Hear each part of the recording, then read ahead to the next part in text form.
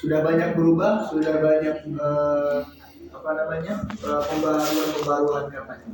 Nah, bahasa Indonesia ini juga disebut sebagai bahasa nasional. Artinya bahasa Indonesia adalah bahasa pemersatu bangsa Indonesia yang terdiri dari banyak suku, budaya, dan juga bahasa. Bahasa Indonesia dengan berbagai kemajuannya. Yang pertama ada di 28 Oktober 1928, yaitu bahasa Indonesia dilahirkan. Yang kedua 18 Agustus 1945, yang mana bahasa Indonesia menjadi bahasa resmi di bangsa Indonesia. Yang ketiga di tanggal 20 Mei 1972 ada EYD yang diresmikan. Nah, ini yang saya maksud EYD yang diresmikan.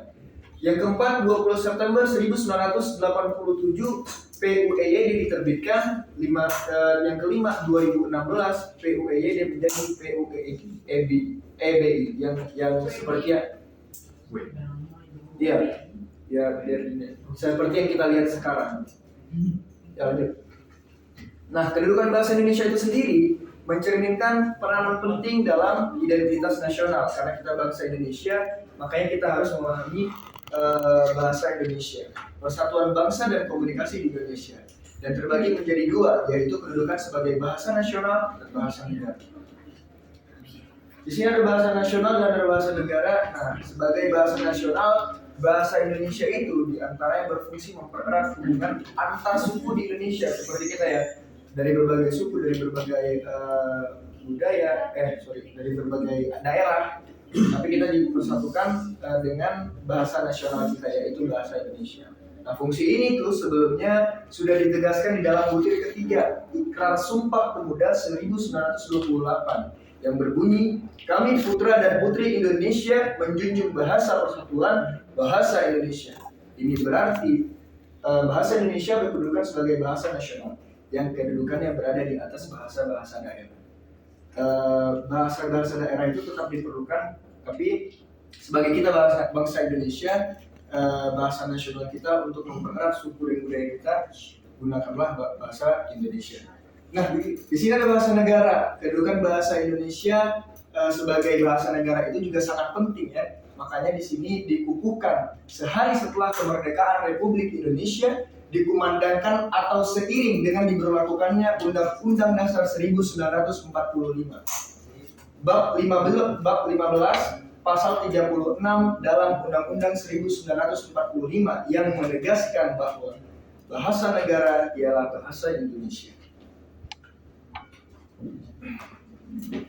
Oke, fungsi bahasa Indonesia yang kita alami sekarang, fungsi bahasa Indonesia sudah sangat banyak ya yang kita tahu.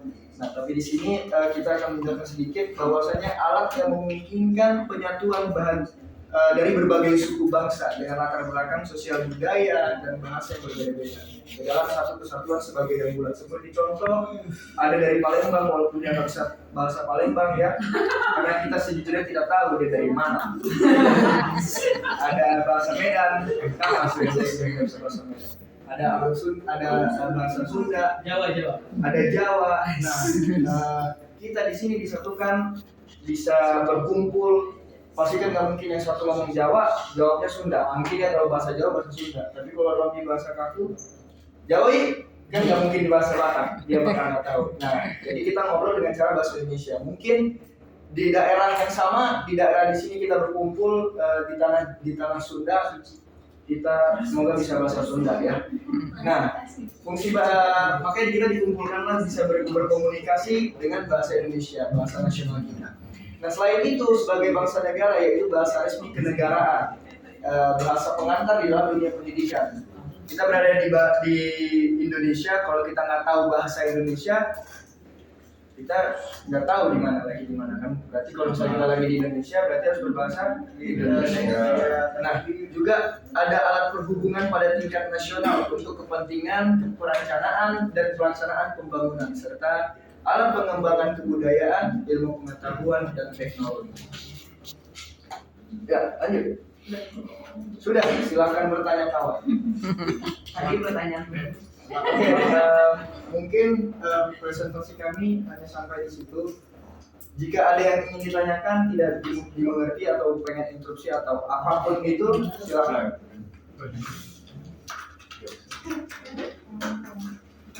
Ada yang ingin